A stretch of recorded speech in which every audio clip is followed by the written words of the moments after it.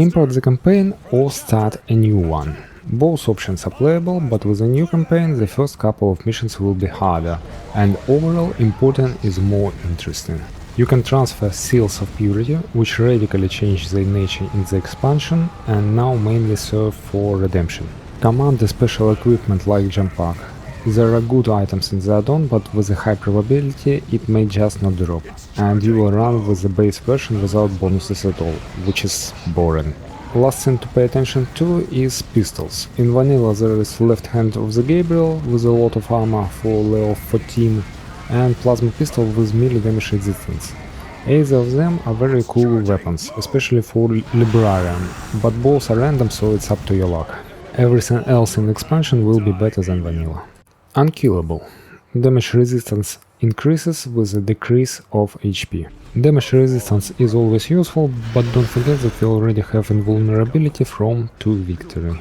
Greater Blessing of Zeal. Increases max HP till the end of the mission with every kill. It's a fun ability. The amount of HP per kill is small, but given the number of enemies, by the end of the mission you can even double your starting pool. But this is rather an exception. It's better to expect a few hundred HP on top. And it seems nice, but HP is such a thing, if you lack it, it's very bad. But everything about this enough mark basically does nothing. And looking ahead, Deviant Tool has a much better way to increase HP for all squads, if you really need it. Deadly Aim. In the add-on Battlecry works with Thermi armor, so this talent becomes stronger, otherwise everything is the same. Direct Fire. Allies around the commander have an increased rate of fire. It's hard to estimate how big the bonus is, but more is not less. In any case, it's finally a useful range perk that you will want to take. Fearless. Immunity to suppression and this time a personal bonus to the rate of fire. The first part of this bonus has little use because range commander is a Terminator and they are already immune. Of course there is also Melter, plus some very good banners with range bonuses for whole party, but unfortunately although Melter is better than Plasma or Bolter, it has very little DPS. Anyway, the second part of the perk, bonus to rate of fire, is great. Furious Charge. To Victory now also stun enemies. The stun itself is good and the upgrade is strong, but as we remember the two previous perks in this branch are quite questionable.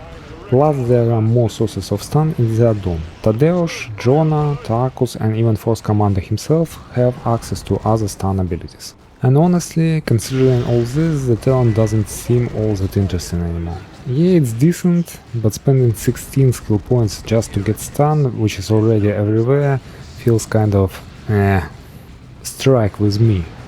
When a commander kills an enemy, all nearby allies gets a bonus to melee damage.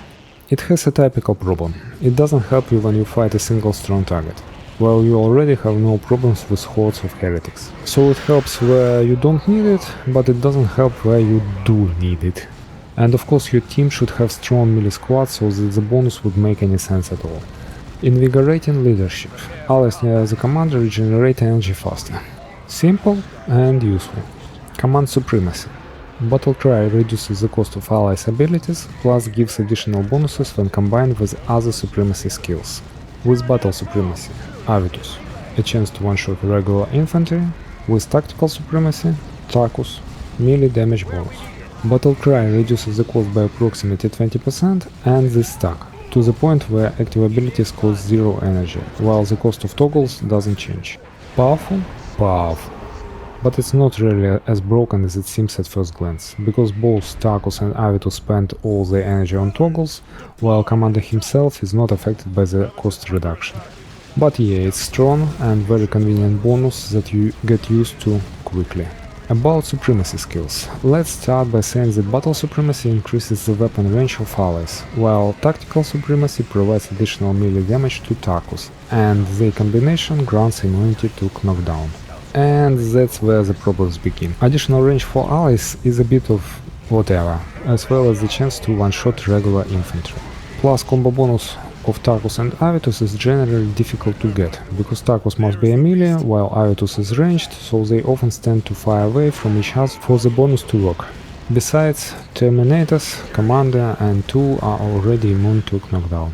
Tactical Supremacy is not bad fit in general and combines well with Command Supremacy, but both Tarkus and Commander should of course be melee for this.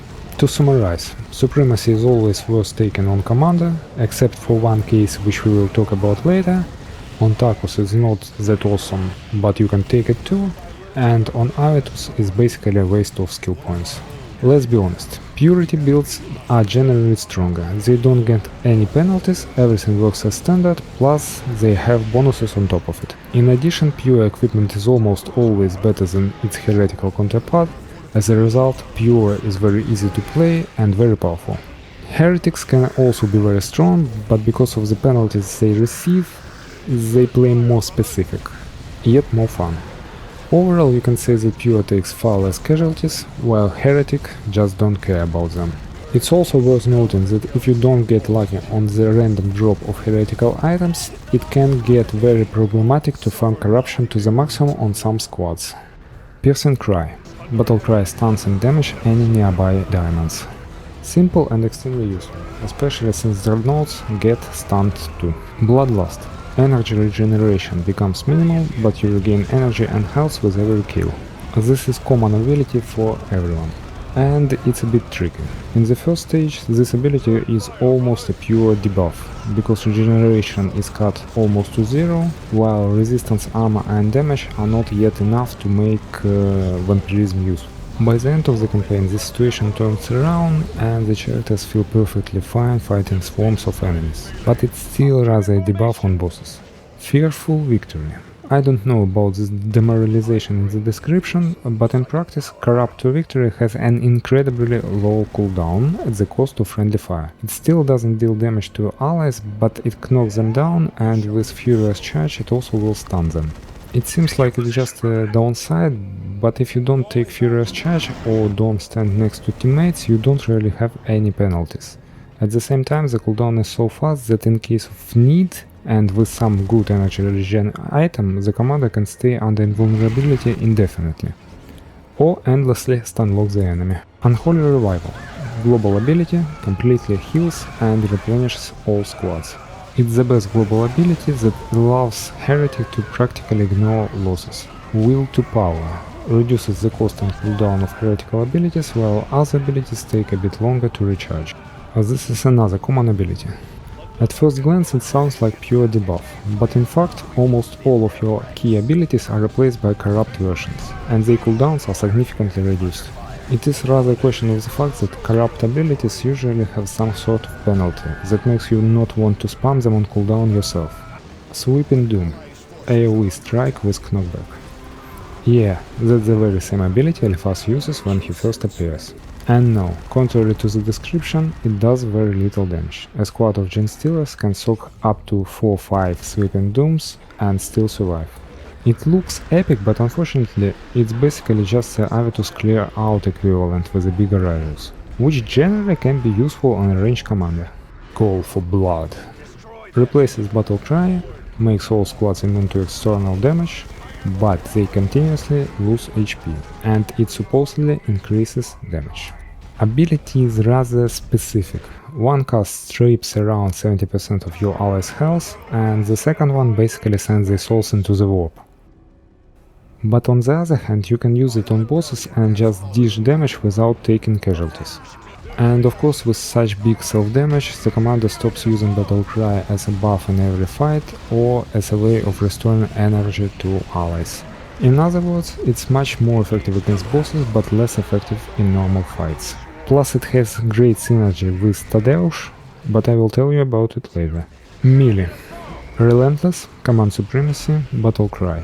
Then Righteous Fury and continue investing everything in stamina until the very end. This is the most straightforward and yet very powerful build. Alternatively, instead of stamina you can invest the remaining in strength, but this will not provide any significant bonus to damage, while survivability will take a significant hit. Ranged. Relentless, Command Supremacy. Next go all the way into Range Branch and then get Battle Cry.